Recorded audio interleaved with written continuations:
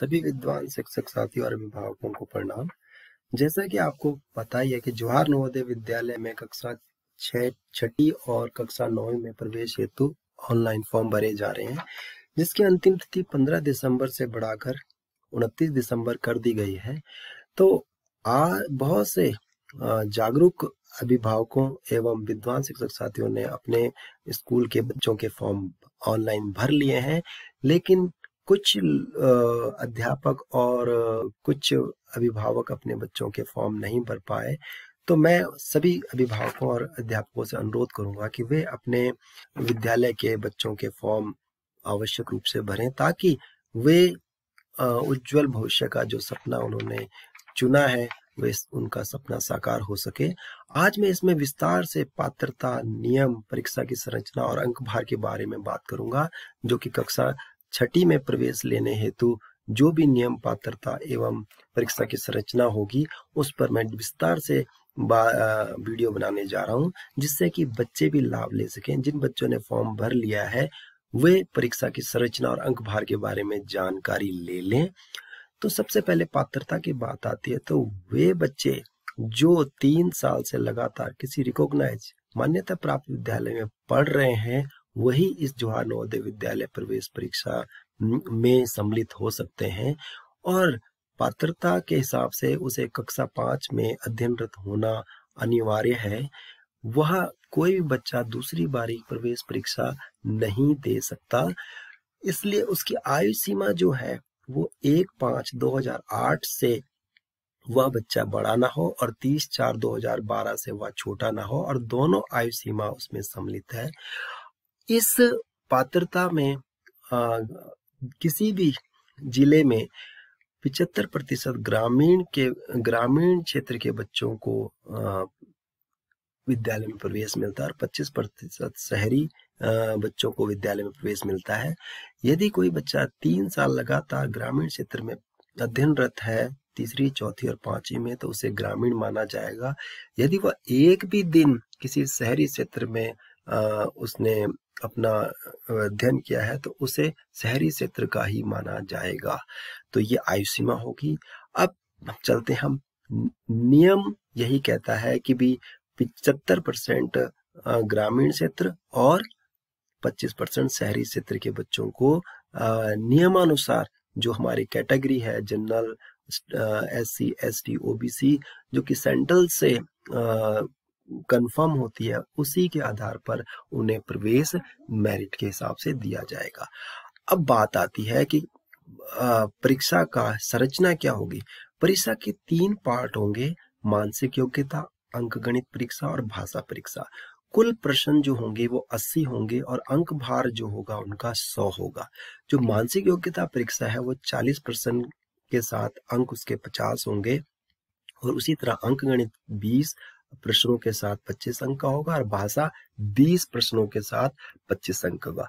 इस तरह 80 प्रश्न से 100 अंक बच्चे को अर्जित करने हैं, और हर एक प्रश्न का जो अंक भार होगा वो 1.25, मतलब 1.25 नंबर का एक प्रश्न होगा, और घंटे जो टाइम होगा वो 2 घंटे इसमें निर्धारित है। सभी बच्चों को ध्यान में रखना है कि हमारे तीनों पार्ट्स जो 3 प्रकार हैं, 3 मानसिक, अंकगणित और भाषा परीक्षा में अलग अलग पास होना अनिवार्य है। ये ना हो कि आप मानसिक योग्यता में 100% ले आए लेकिन अंकगणित और भाषा में फेल हो जाए।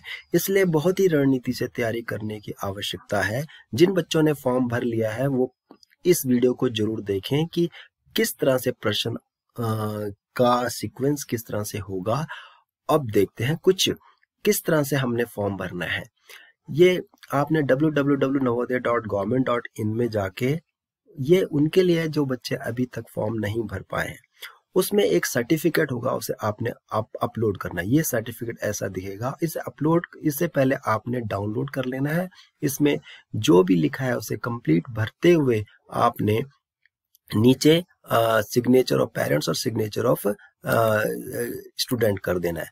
इसमें ये बात है कि ये जो आपका डिक्लेरेशन है इसमें अभिभावक ही खुद डिक्लेयर कर रहा है कि मेरा बच्चा इस क्लास में इस स्कूल में पढ़ रहा है। इसमें प्रधानाध्यापक की कोई भी भूमिका नहीं है, लेकिन अभिभावकों से अनुरोध होगा कि वो सारा डाटा जो इसमें फिल कर रहे हैं वो प्रधानाध्यापक को बताते हुए इसमें फिल करें और इस फॉर्म को फिल करने के बाद अपलोड करें। अपलोड करने के बाद अब इसका प्रिंट आउट आवश्यक रूप से निकाल लें तो आपको एक रजिस्ट्रेशन नंबर प्राप्त हो जाएगा। इस तरह से इस रजिस्ट्रेशन नंबर को आप संभाल के रख लें, क्योंकि जब आपको प्रवेश पत्र के एडमिट कार्ड मिलेगा तो इस इनरोलमेंट नंबर को डाल के ही आप अपना एडमिट कार्ड, बच्चे का एडमिट कार्ड निकाल पाएंगे। तो इसमें जो फोटो लगनी है, बच्चे की फोटो लगनी है और आपके अभिभावक के सिग्नेचर होंगे और बच्चे के सिग्नेचर होंगे, और जो अभी फॉर्म डाउनलोड किया है वो इस शक्ल में आ जाएगा। तो आप इस प्रिंट आउट को निकाल कर अपने पास सुरक्षित रख लें, अभिभावकों से अनुरोध होगा। और यदि आपको कोई किसी तरह की समस्या होती है तो अपने विद्यालय के प्रधानाध्यापक से संपर्क करके अपने समस्या का समाधान करें। उसके बाद आपको जिस समय अगर परीक्षा होने से कुछ दिन पहले इस तरह से एडमिट कार्ड अलॉट होगा, जिसमें कि आपकी फोटो पहले से स्कैन होके आएगी और आप इस एडमिट कार्ड को लेके परीक्षा केंद्र में पहुंच के परीक्षा अपने बच्चे को परीक्षा दिलवाएंगे। उसके बाद ये OMR सीट है, इसमें हम डिटेल में आगे बात करेंगे कि बच्चे ने इस OMR सीट को कैसे भरनी है। आप अपने बच्चे की OMR सीट भरने में अपने प्रधानाध्यापक से संपर्क करके समझ सकते हैं, नहीं तो इसमें अलग से हम वीडियो बना के दूसरे वीडियो आपको प्रेषित कर देंगे। उसके बाद आती है कि मेन टॉपिक हमारे 3 पार्ट में डिवाइड है हमारा जो ये सिलेबस है। जैसे मेंटल एबिलिटी, तो मेंटल एबिलिटी में नॉन वर्बल इंटेलिजेंस टेस्ट होता है। सबसे पहले नॉन वर्बल इंटेलिजेंस टेस्ट में इसमें 40 प्रश्न होते हैं और 40 प्रश्न में हर एक पार्ट में 4-4 प्रश्न एक जैसे ही होते हैं, एक ही जैसे निर्देशों को रखते हुए होते हैं। तो इसमें चित्र, नॉन वर्बल का मतलब इसमें कुछ भी लैंग्वेज नहीं दी जाती, इसमें सिर्फ चित्रों के माध्यम से आपने समझना है कि हमें करना क्या है। निर्देश दिए होंगे और उसके पालन करते हुए आपने अपने उत्तर देने हैं। सबसे पहला भाग जो जवाहर नवोदय विद्यालय में आता है उसमें ऑड मैन आउट आता है। इसमें से हमने चित्र को देखते हुए देखना है कि इसमें से कौन सा चित्र अलग सा आपको दिखता है और आपने उसका उत्तर लगा देना है। उदाहरण के लिए ये 4 चित्र दिए हैं, सब ये जो आयताकार दिए हुए हैं इनकी भुजाओं में ये डैश का निशान लगा है, जबकि इसके कर्ण में डैश का निशान लगा, तो ये सबसे चित्र अलग हुआ। तो आप इसको टिक करके उत्तर के रूप में लिख लेंगे। तो इसलिए पहला खंड ये है। दूसरा खंड में फिगर मैचिंग। फिगर मैचिंग में आपकी बाईं तरफ एक चित्र दिया होगा और उसको दाईं तरफ के चित्रों से मिलान करना है कि कौन सा चित्र बाईं तरफ से दाईं तरफ में बाईं तरफ वाले चित्र के बिल्कुल समरूप है। तो आपने उसका उत्तर लिख देना। जैसे कि इसमें बी उत्तर आया, तो आप खुद ही स्वयं देखिए, मैं पैटर्न बताने पे आप जोर दे रहा हूं ताकि आप जो नए बच्चे जो आप फॉर्म भर चुके हैं उस पैटर्न को समझ पाएं कि परीक्षा में किस तरह से प्रश्न पत्र आता है। तीसरा पैटर्न होता है आपका पैटर्न होता है मैचिंग। हमारा लेफ्ट हैंड साइड में बाईं तरफ एक चित्र दिया होता है, दाईं तरफ के चित्र को ऐसे लगाना होता है यहाँ इस जगह पे ताकि वह चित्र पूरा हो जाए। जैसे कि हमारे घरों में टाइल होती है, तो आप इस चित्रों में ढूंढ के जैसे इसको फिट कर देंगे। तो इस तरह के 4 प्रश्न दिए जाते हैं और आप इस चारों प्रश्नों को करेंगे। उसके बाद 5वां जो भाग होता है इसमें चौथा भाग फिगर सीरीज कंप्लीशन। इसमें फिगर बाईं तरफ एक फिगर दी होती है, इसको कंप्लीट करने में कौन सी फिगर इसके बाद आएगी उसे आपने इसमें जोड़ के इस फिगर को कंप्लीट करना होता है। उसके बाद 5वें में एनालॉजी होता है। एनालॉजी में होता है कि हमारे 2 समानुपात का दिया होता है कि ये चित्र के बाद इस चित्र के साथ इस तरह का बनाया गया, तो इस चित्र के बाद इसके क्या स्थिति बनेगी। तो इन चित्रों में से उत्तर इसमें ढूंढना है, इसे एनालॉजी कहते हैं। आपने इसमें इस तरह से करना है। ध्यान रहे कि ये पैटर्न बिल्कुल इसी तरह से होता है जवाहर नवोदय विद्यालय में, इसलिए घबराने की जरूरत नहीं। इसी तरह के पैटर्न को आप तैयार करते चलते जाएं। उसके बाद आता है इस तरह के चित्र होते हैं ट्रायंगल, स्क्वायर और सर्कल। आपके त्रिभुज और वर्ग और सर्कल, मतलब वृत्त में से कुछ काट के एक तरफ बाईं तरफ वाले फिगर में दाईं तरफ से कटे हुए उस हिस्से को उसके साथ जोड़ना ताकि वो चित्र पूरा बन जाए। तो आपने त्रिभुज, इसमें त्रिभुज बन रहा है, इसमें वृत्त बन रहा है, इसमें स्क्वायर बनेगा। तो इस तरह से इसमें से चित्र ढूंढ के इसके साथ फिट करना ताकि वह उसका टुकड़ा पूरा कंप्लीट हो जाए। उसके बाद 7वां में मिरर इमेज। मिरर इमेज में होता है कि जैसे कि आपके दर्पण के सामने कोई वस्तु रखी है तो दर्पण पर उसका प्रतिबिंब कैसा दिखेगा, ये उत्तर में से आपने फिगर छांटते हुए इसका 25 जैसे इसका है तो इसके सामने कौन सा उत्तर होगा।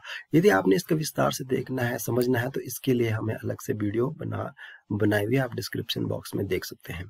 तो उसके बाद आता है आपका पंच होल। पंच होल में हम एक पेपर को जैसे जैसे दिया गया उस तरह से मोड़ते हैं और लास्ट में उसको काट देते हैं या छेद कर देते हैं। तो खोलने के बाद वो पेपर कैसा दिखता है, तो हम उत्तर इसमें से ढूंढ लेंगे। तो ये पंच, ये 8वां है। और 9वां है स्पेस विजुलाइजेशन। इसमें क्या होता है कि एक चित्र दिया होता है बाईं तरफ, उसके टुकड़े किए होते हैं, तो उन टुकड़ों को जोड़ के कौन सा चित्र दाईं तरफ वाले उसमें से बनेगा, तो इसमें से आपने उत्तर छांट के उसमें लिखना होता है। तो उसके बाद आता है आपका 10वां आखिरी। इसमें जो आपका आखिरी होता है, इसमें होता है कि बाईं तरफ एक चित्र दिया होता है और दाईं तरफ में वह चित्र किसी बड़ी चित्र के, इन चित्रों के बीच में वो आकृति छुपी होती है। हमें उसे इन आकृतियों के बीच में से ढूंढना होता है। इस तरह ये पहला पार्ट कंप्लीट होता है और 40% आपके हो जाते हैं। तो आपने, अगर बच्चा एक रणनीति से तैयारी करता है और हर एक पार्ट में कुछ ना कुछ हिस्सा पूरा करता है, तो वह सफलता के नजदीक होता है। लेकिन अगर कोई बच्चा एक ही पार्ट में पूरे 2 घंटे लगा देता है, तो वह जाहिर सी बात है सफल होने में उससे कुछ परेशानी होती है। अब दूसरा पार्ट आता है, ये आपने पहले पार्ट में 40%, अब इसमें 20% होते हैं, वो अंकगणित परीक्षा होती है। इसमें अर्थमेटिकली आपने इसमें गणित का ही पूरा योगदान होता है। आपने जैसे संख्या और संख्या पद्धति, आधारभूत संक्रियाएं, भिन्नात्मक संख्याएं, गुणनखंड, गुणांक, इस तरह से 15 टॉपिक्स इसमें है लगभग। तो 15 टॉपिक का विस्तार से आप अगर पढ़ेंगे तो बच्चा इसके 20% में से बच्चे ने करना होता है और इसका अंक भार 25 नंबर का होता है। कोरोना काल में हो सकता है कि इसमें से कुछ टॉपिक हट जाए, लेकिन आप पूरी तैयारी रखें तो बच्चे का फायदा होगा। तो इसके बाद आता है अगला तीसरा जो टॉपिक इंग्लिश मीडियम में भी दिया गया है। उसके बाद अंत में भाषा परीक्षा आती है, जिसमें कि 20 क्वेश्चन दिए जाते हैं और सबका और अंक भार इसका 25 मार्क्स का होता है। इसमें एक गद्यांश दिया जाता है। गद्यांश में आपके हर एक गद्यांश में 5 प्रश्न होते हैं और गद्यांश को पढ़कर बच्चे उस प्रश्न का, उनके दिए हुए प्रश्नों का उत्तर लिखते हैं। ये जो उसका मुख्य उद्देश्य होता है कि अभ्यर्थी के पढ़ने का बोध को मापते हैं जवाहर नवोदय विद्यालय समिति वाले। तो ये आपका हमारा जो है इस तरह से गद्यांश दिया हुआ है और उसके बाद उसके 5 प्रश्न दिए जाते हैं। तो 5 इस तरह के 4 गद्यांश दिए जाते हैं और 5 चौके 20, इस तरह से 20 प्रश्न हो जाते हैं। तो बच्चे को इस गद्यांश को पूरा पढ़ना है और एक एक चीज को ध्यान में रखते हुए उसके उत्तर को उसका उत्तर लिखना है। जैसे 1 हमारे लिए कई तरह से उपयोगी है। तो परिस्थिति कि तंत्र की सुरक्षा हेतु क्या जरूरी है, मानव है कि संसाधन है कि जानवर है कि वन है। तो इस तरह से हमारा जो है जवाहर नवोदय विद्यालय समिति बच्चे के पढ़ने के बोध को मापते हैं। तो इस तरह से हमारे 80 प्रश्नों के अंक भार 100 हो गए। और इस तरह से यदि बच्चा एक रणनीति से तैयारी करता है और हर एक पार्ट में 3 पार्ट के हर एक पार्ट में से सारे प्रश्न ना भी हो लेकिन कुछ प्रश्न हल करता है, तो वह अवश्य ही सफलता की सीढ़ी पा लेता है। और अभिभावक और बच्चे का जो सपना होता है कि उनका बच्चा या कोई स्टूडेंट नवोदय विद्यालय में प्रवेश पा जाए, तो वह अपने सपने को साकार कर पाते हैं। तो मेरा अध्यापक गुरुजनों से और अभिभावकों से अनुरोध होगा कि वे अति शीघ्र अपने छूटे हुए जो बच्चे हैं उनका फॉर्म आवश्यक रूप से भराएं। और किसी तरह की समस्या होने पर अभिभावकों से अनुरोध है कि वे अपने विद्यालय के प्रधान अध्यापक जी से संपर्क करें, ताकि कोई बच्चा ऑनलाइन नवोदय विद्यालय के फॉर्म भरने से वंचित न रह जाए। और सभी प्रधानाध्यापक और अध्यापक गुरुजनों से मेरा निवेदन होगा कि वे इस वीडियो को बच्चों तक पहुंचाएं, ताकि बच्चे पैटर्न्स को समझ पाएं कि किस तरह की परीक्षा में अंक भार किस तरह से लिया जाता है और बच्चे किस तरह से तैयारी करें इस कोरोना काल में। यही एक सशक्त माध्यम है जिसके द्वारा हम बच्चों तक पहुंच बना सकते हैं। धन्यवाद सहित आपका दिन शुभ हो।